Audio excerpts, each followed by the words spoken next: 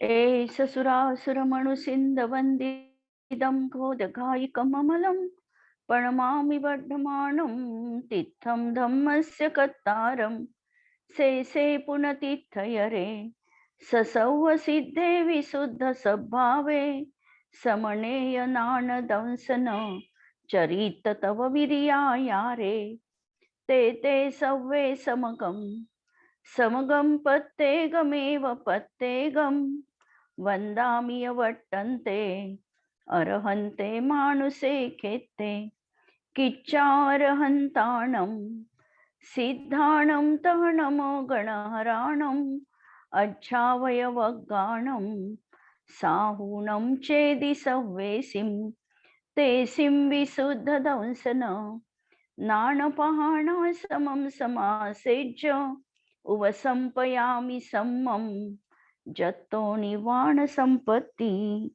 स्वाध्याय कक्ष संपेपर्यंत आपणा सर्वांना चतुर्विध आहाराचा त्याग असणार आहे. अंतिम शासन नायक 1008 भगवान महावीर स्वामी की जय. द्वादशांग श्रुत देवी की जय. प्रवचनसार ग्रंथ आपण बघतो आहे आणि या प्रवचनसार ग्रंथामध्ये गाथा आपण काल 111 नंबरची बघितली की ज्यामध्ये द्रव्याचा सदुत्पाद आणि द्रव्याचाच असत उत्पाद यामध्ये कोणताही विरोध नाही ही गोष्ट सांगितली. सत उत्पाद त्याला म्हणायचं की प्रथम पासूनच जे विद्यमान आहे त्याच्या उत्पादाला सदुत्पाद, आणि जे पूर्वी नव्हतं पण आता उत्पन्न झालेलं आहे त्याला असत उत्पाद.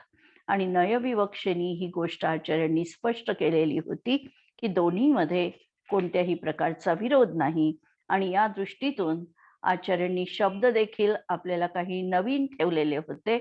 अन्वय शक्ती म्हणजे तोचपणा असणं, द्रव्यार्थिक नयाचा दृष्टिकोन आणि व्यतिरेक व्यक्ती ते हे नाही ते हे नाही अशा प्रकारचा जिथे प्रतिभास होतो त्याला व्यतिरेक व्यक्ती म्हटलेला आहे.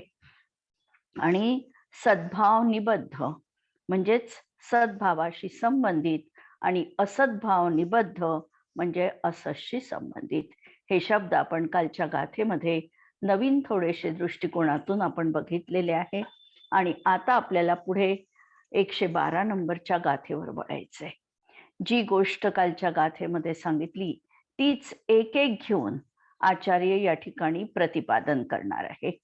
पहिल्यांदा सद उत्पादाबद्दल बोलणार की हा जो सद उत्पाद आहे हा अनन्य रूप एकरूप आहे हे या ठिकाणी द्रव्यार्थिक नयाच्या प्रधानतेने स्वतंत्र रीतीने सांगणार आहे. जसा एखादा छोटा बालक आहे त्याला समग्रतेने वस्तूचं स्वरूप एका शब्दामध्ये निबद्ध करून सांगितलं, पण त्याला जर ते नीट आकलत झालं नाही तर जशी आई त्याला एक एक त्या वस्तूचा पदर उलगडून देऊन त्याचं यथार्थ स्वरूप हळूहळू प्रतिपादित करते, त्याप्रमाणे आचार्यांनी पहिल्यांदा समग्रतेने वर्णन केलं आणि हळूहळू वस्तुतत्वाचा एक एक एक एक पदर जे आयाम आहे त्याला आचार्य उलगडून दाखवत आहे. अशा तऱ्हेची ही गाथा मागच्या गाथेशी संबंधित आहे. यानंतर पुढे येणारी पर्यायार्थिक नयाची गाथा आहे आणि त्याच्याही पुढे आचार्य नंतरच्या गाथेमध्ये हे सांगणार आहे की अशा तऱ्हेचा यामध्ये कुठेही विरोध नाही. दोन चक्षु जर आपण वापरले द्रव्यार्थिक आणि पर्यायार्थिक नयाचा तर आम्हाला समग्र वस्तू व्यवस्था व्यवस्थित रीतीने प्रतिपासित होऊ शकते. आणि या ठिकाणी पहिला आपल्याला उलगडा आचार्य करणार आहे की हा जो सदुत्पाद सांगितलेला आहे म्हणजे जे ते हेच आहे अशा प्रकारच्या अन्वय शक्तीने जो सद उत्पाद आपण बघितलेला होता हा अनन्य रूप आहे. म्हणजे द्रव्यार्थिक नयाच्या प्रधानतेने तेच द्रव्य आहे त्याच्यामधूनच अशा प्रकारचा सदुत्पाद दिसतो आहे. म्हणजे जसं हार कड कंकण आदीमध्ये सोनं सोनं सोनं असं जसं कायम आहे त्याप्रमाणे हा सद उत्पाद या दृष्टिकोनातून लावायचा असणार आहे. गाथा 112 नंबरची. जीवो भवं भविष्यति नरो मरो वा परो भवीय पुनो दौवत्तपज्जहति न जहम अण्णो कहम होदी. या ठिकाणी पाठांतर देखील आपल्याला दिसतं. जयसेन आचार्यांच्या आवृत्तीमध्ये खालची जी ओळ आहे, किम दौवत्त पजहदी न चयदी, असा पण शब्द त्यांनी वापरलेला आहे. या ठिकाणी न जहम अण्णो कहम होदी असे शब्द वापरले आहे आणि त्या ठिकाणी न जयदी जयदी अण्णो कहम होदी. दोन्हीचा अर्थ एकच आहे आणि अन्वय अर्थ जर बघितला आपण तर जयसेन आचार्यांच्या आवृत्तीचा आणि आपल्याला अंगीकार या ठिकाणी दिसतो. जीवो भवम, जीव स्वयं परिणमनशील आहे. जीव होणारा, भव म्हणजे होत असणारा. जसं आपण म्हटलं की झाड आहे, तर आहे म्हणण्यामध्ये स्थिरता आली, पण झाड प्रतिसमय होतच आहे या म्हणण्यामध्ये कंटिन्युअस टेन्स म्हणजे चालू काळ हा त्या ठिकाणी आपल्याला दाखवायचा असेल तर असा शब्द प्रयोग केला जातो. आहे म्हणण्यामध्ये वर्तमान काळ दाखविला, पण होतच आहे असं म्हणण्यामध्ये चालू वर्तमान काळ दाखविला गेला. तर त्याप्रमाणे जीवम भवम, जीव हा स्वयं परिणमत असताना म्हणजे परिणमनशीलत्व हा त्याचा गुणधर्म आहे आणि तसा तो होतच आहे प्रति समय. आणि नरो त्या ठिकाणी अवग्रह चिन्ह दिलेलं आहे, त्यामुळे मरो जरी असला तरी अमरो, अमर म्हणजे देव. तो नरो अमरो वा परो, आणि परो म्हणजे जे राहिलेलं आहे ते घ्या की मनुष्य आता नर झाला, अमर झाला किंवा याच्या व्यतिरिक्त झाला म्हणजे तिर्यंच झाला. परो म्हणून तिर्यंच घेता येईल आपल्याला किंवा मनुष्य झाला. दोन पैकी कोणतंही आपल्याला लावता येईल, पण मनुष्य घेतल्यामुळे या ठिकाणी जर तो असा देव, मनुष्य किंवा अन्य झाला, तिर्यंच झाला. पुनो भवीय किंवा पर्याय रूपाने होऊन देखील दौवत्त पज्जहती किम, तो द्रव्याच्या स्वभावाचा त्याग करेल का? तो कुणीही झाला. जीव परिणमनशील स्वयं आहे आणि स्वयं परिणमनशील असताना तो एक भव सोडून दुसऱ्या भवामध्ये गेला. मनुष्य मृत्यूला पावला आणि तो नर झाला किंवा अमर झाला. तर अशा तऱ्हेने तो कोणीही झाल्यानंतर काय त्याने आपल्या जीवत्व स्वभावाला त्या ठिकाणी सोडणार आहे का? अर्थात तो जीवत्व स्वभावाचा त्याग कधीही करणार नाही. कितीही बाह्य परिकरामध्ये तो व्यापून असला, एक क्षेत्रावगाह संबंधानी साही द्रव्यांमध्ये तो राहत असला, तरी देखील आज तागायतपर्यंत ही विपरीत घटना घडलेली नाही की जीवाने आपला स्वभाव सोडला. त्यांनी नानाविध देह पण धारण केले असतील, तिर्यंची योनीमध्ये तो गेला असेल, निगोदी अवस्था पण त्यांनी धारण केली, पण कधीही आपला जीवत्वपणाचा स्वभाव मात्र त्यांनी सोडला नाही. तो तोच आहे आणि म्हणून तो त्याच्याशी अनन्य आहे. जर तो सोडत नाही, जर त्यांनी आपला स्वभाव कधी सोडला नाही, तर तो अन्य कसा होईल हा प्रश्न या ठिकाणी उपस्थित करून सदुत्पाद हा अनन्य रूप आहे, एक रूपच आहे, ही गोष्ट सिद्ध केली. समजा आम्ही जीवाचं उदाहरण घेतलं, समजा आम्ही पुद्गल द्रव्याचं उदाहरण घेतलं, तर पुद्गल द्रव्यामध्ये देखील आम्हाला हेच त्या ठिकाणी दिसतं की एक शुद्ध पुद्गल परमाणू कोणत्याही स्कंद रूपाने परिणत झाला तरीही त्या परमाणूंनी आपला जो स्पर्श रस गंध वर्ण स्वभाव आहे या स्वभावाचा त्याग केलेला नाही. तो परमाणू त्या स्कंद अवस्थेतही तशाच प्रकारचा परिणमनशीलपणा दाखवितो आणि तो तसाच परिणमतो, त्यांनी आपला स्वभाव सोडला नाही. टीका पहा. निश्चयाने द्रव्य आपल्या द्रव्यत्वभूत अन्वय शक्तीला कधीही न सोडता, द्रव्याचा द्रव्यपणा म्हणजे द्रव्याचा जो स्वभाव आहे हा स्वभाव आहे अन्वय शक्तिरूप आणि व्यतिरेक शक्तिरूप. या ठिकाणी अन्वय शक्तीला प्रधानता देऊन केलं की अन्वय शक्तीला त्यांनी सोडलेलं नाही आणि तो निरंतर सद्रूपच आहे.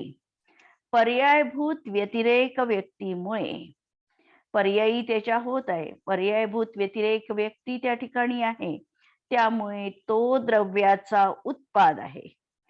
तोच द्रव्यत्वभूत अन्वय शक्तीचा अभाव नाही. सतचा उत्पाद झाला, द्रव्याचा उत्पाद झाला, त्यामध्ये देखील त्या द्रव्याचा जो स्वभाव आहे, अन्वय शक्ती आहे, तिचा अभाव झालेला नाही. त्यामुळे द्रव्य त्याच्याशी अनन्य किंवा तन्मयच आहे. म्हणून द्रव्याचा हा सदुत्पाद हा अन्वय रूपाने निश्चित होतो. अर्थात द्रव्याचे द्रव्य अपेक्षेने अनन्यत्व असल्यामुळे त्याचा सदुत्पाद आहे आणि असे अनन्यत्वाने सिद्ध होते. याचा खुलासा करताना सांगितलं की जीव द्रव्य असल्यामुळे आणि पर्याय रूपाने परिणमणं हा द्रव्याचा स्वभाव असल्यामुळे जीव तर एक द्रव्य आहे आणि प्रत्येक द्रव्य प्रति समय त्याच्या पर्यायी ह्या होतच असतात, हाही त्याचा स्वभाव आहे. म्हणजे पर्याय कुठून बाहेरून आली नाही किंवा कोणत्या कारणाने झाली नाही, तर तो द्रव्याचा स्वभावच आहे. असा पर्याय रूपाने परिणमणं हा द्रव्याचा स्वभाव असल्यामुळे नारक, तिर्यंच, मनुष्य, देव किंवा सिद्धत्व जर तो शुभ आणि अशुभोपयोगाने परिणत होत असेल तर चतुर्गतीमध्ये तो भ्रमण करेल आणि यदा कदाचित त्यांनी शुद्धोपयोगाने परिणती केली तर मात्र तो सिद्धत्व पर्याय रूपाने देखील परिणत होऊ शकतो. म्हणून अशा प्रकारे परिणत होऊन एका पर्याय रूपाने तो जीव अवश्यमेव परिणत होईल. कोणती न कोणती पर्याय त्याच्या जीवनामध्ये निश्चितपणे असणार आहे आणि तो जीव त्या पर्याय रूपाचा होऊन म्हणजे ती पर्याय तर त्याला प्राप्त झाली, त्या पर्यायीमध्येच ते जीव द्रव्य विद्यमान आहे, असं असतानाही काय ते स्वतःच्या अन्वय शक्तीला सोडू शकतं? हा प्रश्न आचार्यांनी उपस्थित केला. अर्थात अन्वय शक्तीला तो सोडतच नाही. जर सोडलं नाही तर तो अन्यरूप कसा होईल? जर त्यांनी आपल्या स्वभावाला सोडलं नाही तर तो अन्यरूप कसा काय होऊ शकणार आहे? म्हणून त्यामुळे त्रिकोटी सत्ता, 3 प्रकारची उत्पाद वे द्रव्यात्मक त्रैकालिक सत्ता, द्रव्याची सत्ता ही नेहमी त्रैकालिक आहे. भूतकालीन पर्यायी, वर्तमान पर्याय आणि भविष्यकालीन पर्याय अशा अनंत पर्यायींमध्ये द्रव्यत्वपणा व्याप्य असतो, असा हा त्याचा स्वभाव आहे आणि असा हा त्रैकालिक सत्ता आहे. असा तो जीव तोच असणार नाही का? अर्थात नाना पर्याय रूपाने तो परिणत झाला तरी तो जीव तोच आहे, अन्य नाही. एखादा जीव समजा आता श्रेणिकाचं जर आपण उदाहरण घेतलं तर पहिल्यांदा महावीर स्वामीच्या कालावधीमध्ये कालखंडामध्ये श्रेणिक हा या ठिकाणी भरतभूचा राजा होता. नंतर तोच जीव हा नरकामध्ये पहिल्या नरकामध्ये गेला आणि तो तिथून निघून त्याचं 84 लाख वर्षाचं आयुष्य पूर्ण करून तो आता पुढे महापद्म नावाचा प्रथम तीर्थंकर होणार आहे. म्हणजे तो जीव, जो जीव इथे होता तोच नरकात आहे आणि तोच भावी तीर्थंकर बनणार आहे. म्हणजे तो अन्य नाही, म्हणून तो अनन्य आहे. अनन्यसाठी सांगितलं की त्याच्यामध्ये सदुत्पाद आहे, अनन्य रूपाने तोच तो आहे, ही त्या ठिकाणी गोष्ट सांगितल्या गेली. संसार अवस्थेमध्ये नरनारकादी रूप आणि संसार समाप्तीनंतर सिद्धत्व रूप जीवाचे पर्याय होतात. जेव्हा हा जीव शुभाशुभ भावांनी परिणत होतो तोपर्यंत याच्या संसारामधल्या या असमान जातीय पर्यायी नरनारकादी रूप पर्यायी याच्या होणार आहे.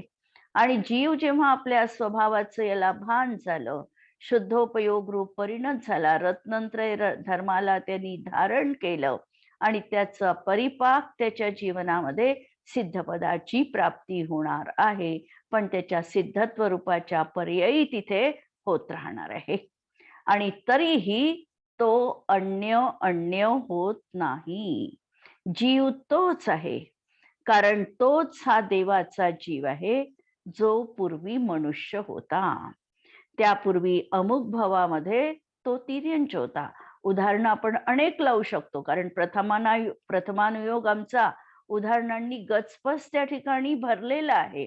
आणि प्रथमानुयोगाच्या जर आम्ही कथा वाचल्या तर आम्हाला हेही दिसतं की जसं आता सीतेचा जीव आहे, सीतेचा जीव या रामाची पत्नी म्हणून होता, तोच तो जीव होता. आज जो 16व्या स्वर्गात अहमिंद्र आहे, प्रतींद्र म्हणून आहे, आणि हा जीव पुढे गणधराचा जीव म्हणून असणार आहे. म्हणजे एकच जीव. अशा तऱ्हेने अशा 3 पर्यायींमध्ये असताना सुद्धा त्याचा अन्यपणा नाही, एकपणा आहे, अनन्यपणा आहे, कारण तोच तो आहे. अन्वय शक्ती तिथे कार्य करते आहे की हा तोच आहे, हा तोच आहे. अशा रीतीने या शक्तीच्या माध्यमातून द्रव्याचा सद उत्पाद त्या ठिकाणी घटित होतो. म्हणून असे प्रत्यभिज्ञान हा मतिज्ञानाचा भेद आहे. आणि मतिज्ञानाचा भेद असताना जे जोडरूप ज्ञान असतं, स्मृती आणि प्रत्यक्ष यांना जोडून असणारं जे ज्ञान असतं ते प्रत्यभिज्ञान म्हटलं जातं. तर प्रत्यभिज्ञान कसं असतं? तर प्रत्यभिज्ञानामध्ये आम्हाला स्मृती पण आहे आणि प्रत्यक्षामध्ये आम्ही ते वस्तू बघितलेली पण आहे. जसं एखादी व्यक्ती छत्री घेऊन चाललेली असताना आम्ही आमच्या विसरलेल्या छत्रीची एकदम आम्हाला आठवण झाली. म्हणजे समोरच्या व्यक्तीच्या हातातली छत्री आम्ही पाहिली, हे प्रत्यक्ष ज्ञान झालं. आणि मी छत्री इथे विसरलेलो आहे, ही स्मृती झाली. आणि अशी स्मृती आणि प्रत्यक्ष अशा जोडरूप ज्ञानाने हे प्रत्यभिज्ञान त्या ठिकाणी आहे. मग याही ठिकाणी की हा जो सीतेचा जीव होता, हा पूर्वी रामाची पत्नी होता, पत्नी रूपाने होता, तो जीव आज प्रतींद्र बनलेला आहे, 16व्या स्वर्गामध्ये आहे. आणि हाच जीव पुढे गणधर देखील होणार आहे, हा तोच आहे, असं प्रत्यभिज्ञान असं आम्हाला झालेलं आहे. आणि म्हणून अशा द्रव्यत्व रूपाने याच्यामधलं एकत्वपणा, अनन्यपणा हा लक्षात येतो. जीवाप्रमाणे सर्व द्रव्य आपल्या पर्यायाशी तन्मय असल्याने अनन्य आहे. काल जसं आपण पर्यायीचं स्वरूप बघितलं की पर्याय तर एकानंतर एक क्रमाने होणार, म्हणून तिला क्रमवर्ती म्हटलं, क्रमभू म्हटलं. पण होत असताना ती द्रव्याशी त्या समयात का होईना पण त्याच्याशी तन्मय आहे. म्हणून या संबंधाला आम्ही म्हटलेलं होतं कादाचित्य तादात्म्य संबंध किंवा एक समयवर्ती तादात्म्य संबंध. तर अशा संबंधाने ती पर्याय त्या द्रव्याशी तन्मयच आहे आणि त्यामुळे ती अनन्य आहे. अशा प्रकारे द्रव्याच्या अनन्यत्वामुळे द्रव्याचा सद उत्पाद निश्चितपणे सिद्ध करता येतो. निश्चितपणे हा सद उत्पाद आहे की हा तोच आहे, अन्य नाही. अशा प्रकारचा द्रव्यार्थिक नयाचं कथन तिथे असणार आहे. जो श्रेणिकाचा जीव होता तोच नरकामध्ये दुःख भोगतो आहे आणि तोच तीर्थंकर बनवून अतींद्रिय सुखाला प्राप्त होणार आहे. अशा तऱ्हेची अनेक उदाहरणांच्या माध्यमातून ही गोष्ट आपण सिद्ध करू शकतो. आणि या गाथेला जर आपल्याला बघायचं असेल दुसऱ्या याच्यामध्ये तर आपण बघा, द्रव्य हे नेहमी सद्रूपच आहे. द्रव्याचं स्वरूप सत्पणा हे द्रव्याचं स्वरूप आहे. द्रव्य आपल्या द्रव्यत्व रूप अन्वय शक्तीला कधीच सोडत नाही. द्रव्याच्या पर्यायी होत असताना सुद्धा या अन्वय शक्तीचा कधीच नाश होत नाही. म्हणून प्रत्येक पर्यायी द्रव्य तेच आहे, म्हणजे अनन्य आहे. प्रत्येक पर्याय जरी आम्ही बघितलं तरी पर्यायीमध्ये ते द्रव्य व्यापून आहेच आणि म्हणून ते तेच द्रव्य आहे. अनन्यपणा तिथे आहे. द्रव्याचा सदुत्पाद अनन्यपणामुळे आहे. सर्व पर्यायीत द्रव्य अनन्य आहे. द्रव्य पर्यायीतच आहे ही त्याची अनिवार्यता आहे. पण द्रव्य कसं असणार आहे? पर्यायीतच दिसणार आहे आम्हाला, ही त्या द्रव्याची देखील अनिवार्यता आहे. द्रव्य त्रैकालिक अस्तित्वाला धारण करणारे आहे. आणि याबाबत वृंदावन कवी लिहितात, जीव द्रव्य अपने स्वभाव प्रणवंत संत. आपल्या स्वभावालाच ते उत्पन्न करणार आहे. मानुष अमर वा अपर परज धारे. मनुष्य अमर किंवा अपर दुसरी कोणतीही पर्याय तो धारण करेल. तीन परजाय निसो नाना रूप होय तऊ. तो नाना रूपाने दिसला. कहा तहा अपनी दरव शक्ती चारोगे. तरी देखील तो आपली द्रव्य शक्ती सोडणार आहे का? जो न कहूं आपनी दरव शक्ती सोडे तब. कैसे और रूप भयो निहचे विचारोगे. जर त्याने आपली द्रव्यत्व शक्ती सोडली नाही तर तो अन्य रूप कसं धारण करेल याचा निश्चयाने तुम्हीच विचार करा. जर त्यांनी आपलं स्वरूपच सोडलं नाही, त्यांनी आपलं मूळ ओरिजिनल अस्तित्वच त्या ठिकाणी सोडलं नाही, त्याची जी अन्वय शक्ती आहे त्याचाच नाश झाला नाही, तर तो अन्य झाला हे तुम्ही कसं निश्चयाने म्हणू शकणार आहे? म्हणून निहचे विचार गो. ऐसे द्रव्य शक्ती नाना रूप परजाय व्यक्त. जथारथ जाने वृंद सोई आप तिरोगे. काय सांगितलं की अशी ही द्रव्यत्व शक्ती नाना रूपाने परिणत होताना त्या त्या रूपाने व्यक्त दिसते. पण तुम्ही यथार्थ रीतीने जाणा. हे वृंदावन कवी, याच्याच मुळे तुम्ही तिरणार आहात. म्हणजे त्यांनी स्वतःला संबोधित केलं की हे तू जाणशील तरच तू तिरून जाशील, संसार समुद्र तुझा पार होईल. आणि म्हणून त्रिकाली गुण म्हणा, सामान्यपणा म्हणा, नित्यपणा म्हणा, एकपणा म्हणा, ध्रुवपणा म्हणा, या द्रव्यार्थिक नयाचा हा विषय आहे. आणि पर्यायार्थिक नयाचा विषय याच्या विरुद्ध असणार आहे, जो पुढच्या गाथेत सांगणार आहे. पण याही ठिकाणी आपण पहा की पर्यायार्थिक नयाचा विषय अनित्यपणा, विशेषपणा, अनेकपणा, उत्पाद व्यय हा पर्यायार्थिक नयाचा विषय असणार आहे. आणि या गाथेला आमच्या प्रयोगात आम्ही कसं घ्यायचं, आम्ही विचार कसा करायचा या गाथेच्या अनुषंगाने, तर आमच्या अनादिकालापासून निगोदीपासून अनेक पर्यायी होऊन चुकल्या. आणि या सर्व पर्यायींमध्ये जीव द्रव्य, आमचं जीव द्रव्य व्यापून आहे. हा जीव जेव्हा शुद्धतेला धारण करेल, जोपर्यंत शुद्ध अशुद्ध अवस्था होती, शुभ अशुभ अवस्था होती, तोपर्यंत याच्या जीवनातला संसार संपणार नाही. आणि जेव्हा हा जीव वितराग अंश जाणेल आणि आपल्या शुद्धतेला धारण करेल, तेव्हा मुक्तीला प्राप्त होणार आहे.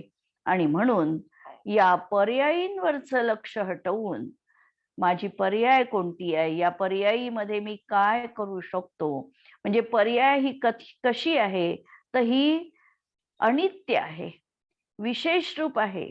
आणि विशेषाने माझं काम होणार नाही. मला या विशेषामधलं सामान्यत्व बघायचंय आणि त्यावर लक्ष केंद्रित करून अभेद आत्मतत्वाची आराधना करणं, असा हा प्रयोग आमच्या जीवनात या गाथेच्या अनुषंगाने आम्हाला करायला हवा आहे.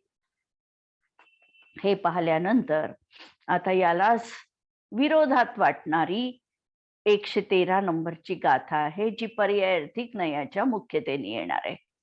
आणि त्या ठिकाणी जे आपण पहिल्या याच्यामध्ये सांगितलं की असतचा उत्पाद हा कसा आहे, म्हणजे पहिल्यांदा तर त्यांनी सांगितलं सदुत्पाद द्रव्याचा आहे आणि द्रव्याचाच असद उत्पाद आहे.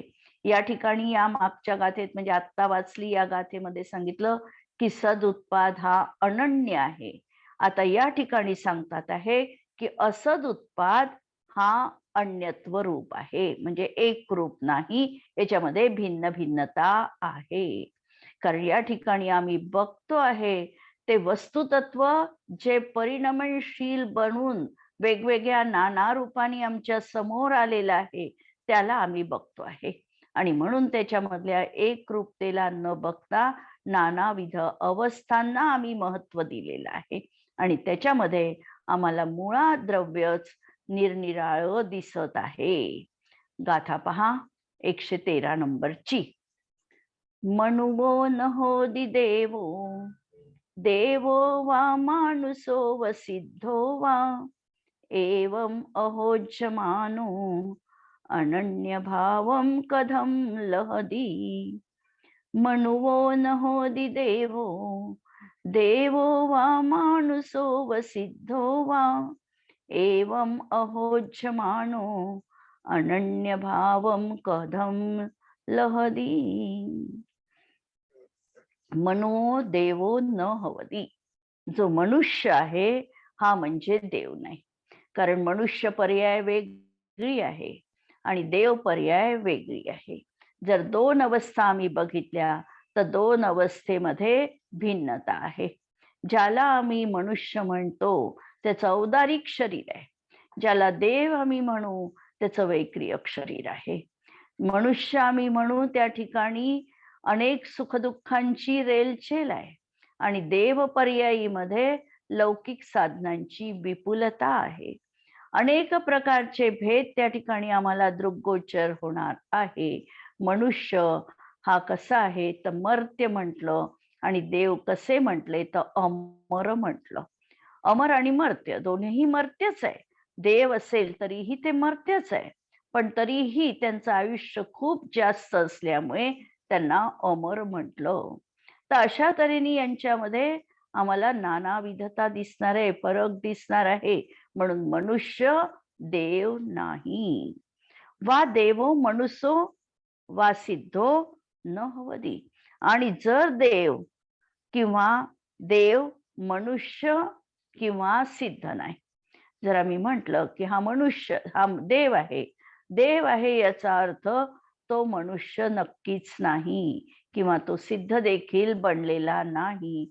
म्हणजे याही ठिकाणी आम्ही नाही म्हणजे पर्यायार्थिक नयाने जर बघितलं तर प्रत्येक पर्याय ही स्वतंत्र स्वतंत्र वेगवेगळी आहे आणि म्हणून एक पर्यायीत दुसरी पर्याय नाही. एवं अहोज्यमानो, अ म्हणजे नाही आणि होज्यमानो म्हणजे होणारी. अशा प्रकारे एक दुसऱ्या रूपाने न होणारा. कथम अनन्य भावम लहदी. कसा काय अनन्यत्व भावाला प्राप्त होईल तर तो होणार नाही. जर ती एक पर्याय दुसऱ्या पर्याय रूप झाली नाही, तीच वेगळी आहे, तर त्याला अनन्य आहे असं कसं म्हणता येईल.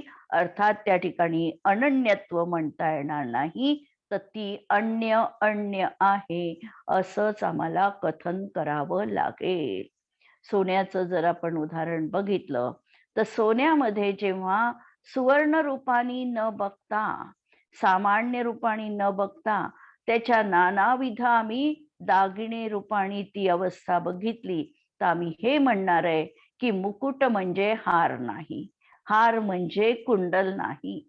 म्हणजे जी अवस्था आहे ती म्हणजे ती नाही, अशा प्रकारची व्यतिरेक व्यक्ती तिथे घटित होते आणि ते वेगळंच आहे, अन्य आहे, हेच आम्हाला त्या ठिकाणी प्रतिभासित होतं. तर अशा प्रकारे सामान्य दृष्टीने जर आम्ही बघितलं तर वस्तू तीच प्रतिभासित झाली होती, पण पर्यायार्थिक नयाचा म्हणजे अवस्था त्याच्या बघितल्या तर अवस्था रूपाने हा स्वभाव कसा आहे, पर्याय स्वभावाने अन्य अन्य आहे. म्हणून पर्यायार्थिक नय या गाथेमध्ये प्रधान आहे आणि ही एका वेळी व अन्य अन्य अशा प्रकारचं आहे.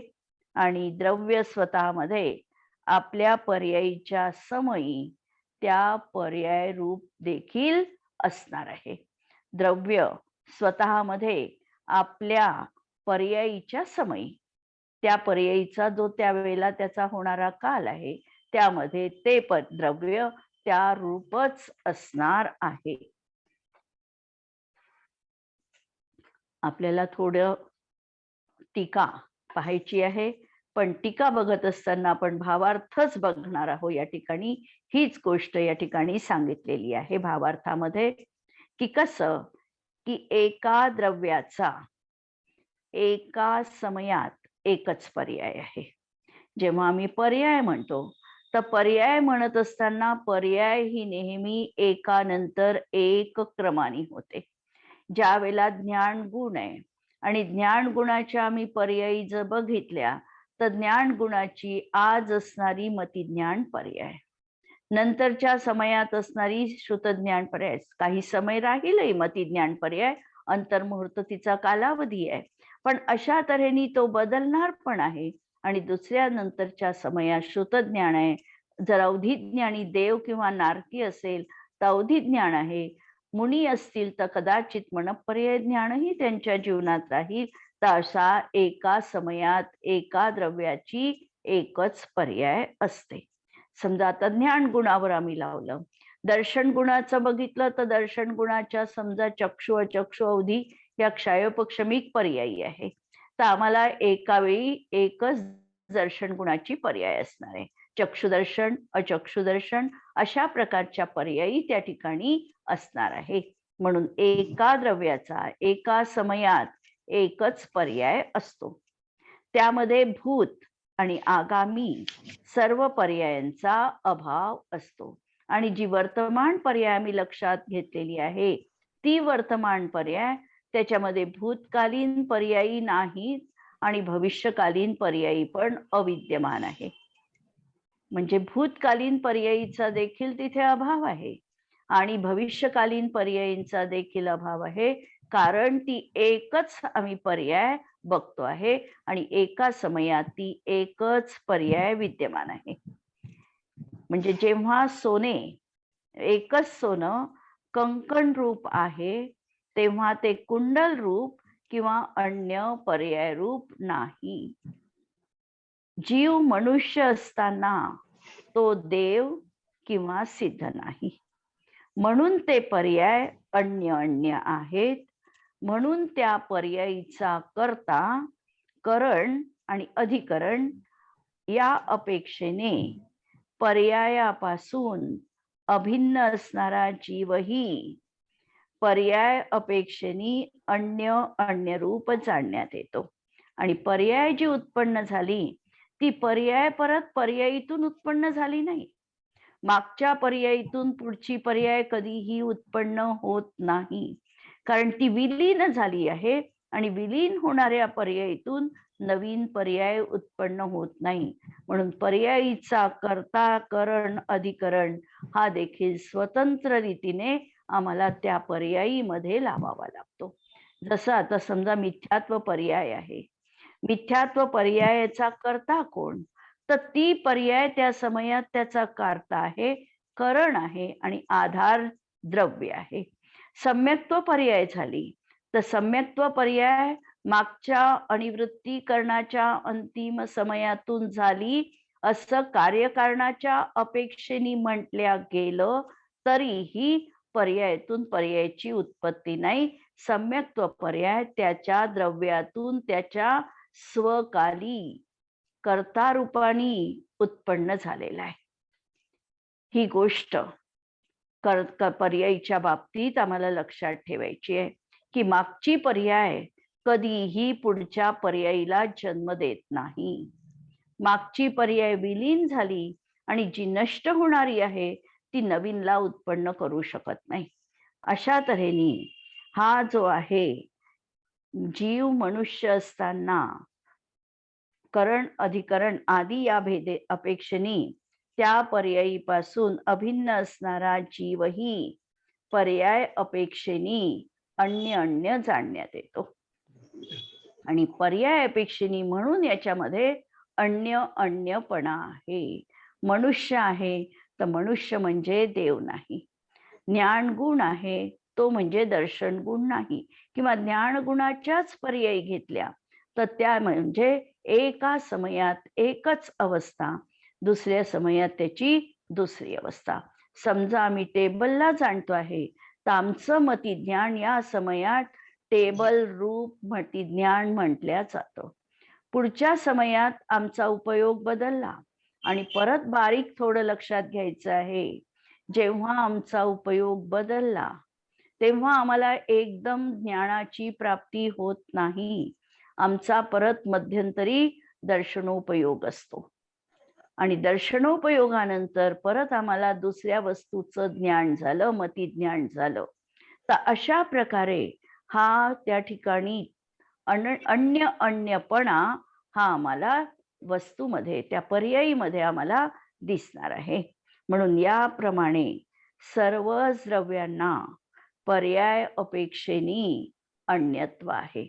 म्हणून एकच द्रव्य एका सामान्य अपेक्षेने बघितलं तर आम्हाला तेच तेच तेच दिसलं, पण त्याच द्रव्याला जर आम्ही नानाविध रूपाने बघितलं तर आम्हाला त्याच्यामध्ये नानाविधता देखील दिसलेली आहे.